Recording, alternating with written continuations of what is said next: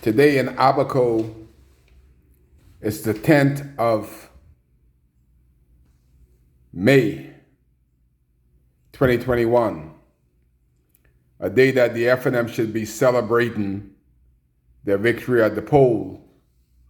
But the only celebration they have gotten was the victory at the poll. I have never seen a government that so swiftly came out the box so strong and went downhill and continue to dig a hole and to dive deeper into the abyss, and they don't even know it. Somebody need to play a playback for Dr. Minnis, the Prime Minister, when he speaks, because I think he has a little touch of Alzheimer's, that he actually forgets what he says. I have never seen a government that is being so wrong to a people and believe that they're doing A-OK. One of the things that he promised, and I was in agreement with this and hope that he would keep one of his promise, but I don't think I've seen or heard of any promise that this government has made that they've kept. One of the promises was that he would recall non-performing MPs. Boy, we would have had a by-election in the 2 constituency of Abaco. You're talking about non-performance. At least you would have heard something from the Member of Parliament, James Albury, in Southern Central, and the Member of Parliament, Darren Henfield, in North Abaco, and especially after devastating hurricane. Like, these guys have lost touch. They never had any touch, but they have totally lost it. I think the hurricane must have scared the bejesus out of them. They lost their mind. Like, how come you're not speaking to your people? There is nothing that not a Member of Parliament could say that they have done, speaking to, asked for, and gotten for the people of Abaco. We just got water barely a week ago. You imagine 18 months you pass the water depot and the water is just pouring from the bottom of the tank. 18 months the government couldn't figure out how to fix water at the airport when the tourists come in. The customs and immigration officers, when they needed to use the bathroom to do number 1 or 2, they had to go home because the water's off 24/7. You came into the neighborhood, the water's off, but it's pouring out of the tanks at the airport. Nobody has spoken about that. 9 months, we had our dead people in the trailers. That was not important to both members of Parliament to address. I guess neither one of their loved ones were in the trailer because they were visibly quiet and silent. Non-performance. We need to ask the most honorable Prime Minister, what does it mean to him to be non-performance? Because I think the worst performances can't even speak like we speak in a different language that they are afraid to speak for us in the Honorable House. Nothing they have said of concern to us. Nothing. That is non-performance. Not one single meeting since Hurricane Dorian. Then you're talking about non-performance, Hiram Lewis. Like, why did you even got a ministry for Hiram Lewis? And this is the first Prime Minister in the history of the country that promotes non-performance. After he said that he would not tolerate non-performance, look at Hiram Lewis. Could he ask Hiram Lewis, what did he do to help the reconstruction of Grand Bahama, East Grand Bahama, and Abaco. They fired Pakeisha Parker Edgecombe. Gotta watch those girls, we got too many last names. Because she didn't even speak right on the radio. They sent her home.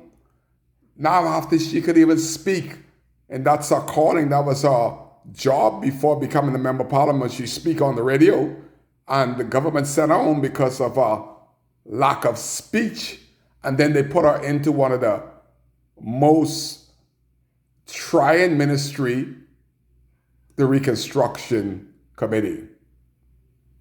What is she gonna do? I saw her on TV just now. I was so embarrassed. Pakeisha Edgecombe is bragging about somebody has donated solar lights. Finally, a place that the sun shines all year round. Foreigners had to come and give them solar light. But then she turned around and say, it's $200,000 to put them up. The government doesn't have anybody that could put up lights. If a foreign company, this is how bad the FNM is, and how they are gouging monies that ought not be gouged. If somebody gonna give you $300,000 to $400,000 worth of free light, can the Grand Bahama Port Authority, or does the government has anybody that has trucks that they could put up these lights free? Does anything called free? Why does somebody has to get $200,000 when a company give them free and we get the workmanship in Grand Bahama? That's lousy. And you're talking about wanting to be a FNM MP. I think this may be history, I'm not certain, but 3 ministers resigned within 3 years. 3 ministers in this weightless FNM government resigned or were fired. And you talk about non-performance? That is non-performance. What is their reward? They're going to run again after being fired or resigning? That is unheard of. But what is priority in Abaco? I'll tell you what is priority, the roads. Y'all dig up the roads worse than the hurricane. The hurricane didn't leave no holes in the road. The only thing that on the report card for 4 years in the biggest area, constituency in North Abaco, which is Dundas and Central Pine, is that they put a seawall there. 18 months to put a seawall, and the road still needs to be tarred, that they put the seawall, and they cannot get that right. What is their report card on the good that they've done in Abaco? Then the Prime Minister speaks about, he still believes, this is 4 years in. I heard him on the television tonight of all times. He speaks about he is still for fixed date for election. You need to fix him out. How could you say that 4 years in and you now have the power and you still talking about fixed date and 2 terms for Prime Minister while you have the power today? Well, who's supposed to do what you say you're gonna do 4 years in? But we'd like to know when will be the next election. We're tired in Abaco. There's nothing that we could be braggadocious about. There's nothing that no FNM could put as a platform of goodwill that they have done in 4 years in Abaco. Absolutely nothing. There's an example of that at the Marshall Airport right now. 3 months in, they can't even mow the grass. It reminds you of the PLP, grassroots. Every time the grass gets so high, the PLP will mow them down. They ain't gonna mount to nothing. That seems to be what's happening at the airport. They must think that the grass at the airport is the grassroots that the PLP talk about, so they're letting them grow. I'd like to see them cut it down. 3 months in, we can't even find a lawn mower in Marsh Harbor. That is absolutely ridiculous that such nonsense is happening in Abaco. When are we going to get relief? There's so many persons that are without a home. They're getting sick out there in the domes.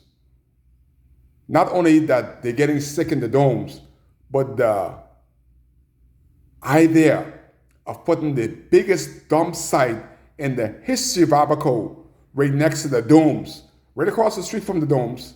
So if you ain't getting poison from the black and green molds in the domes, the dump, and all the ills from a dump site when the breeze blow into Spring City with the bugs and the mosquitoes and the flies, it will definitely kill you. That is the FNM report card. D, D, D. Brains like a jellyfish. All D, D, D. It's one of these Kai kids. Thought I'll do a little bit of my report card on what I see here in Abaco. That's not happening. We're still waiting to hear from James Albee before he depart.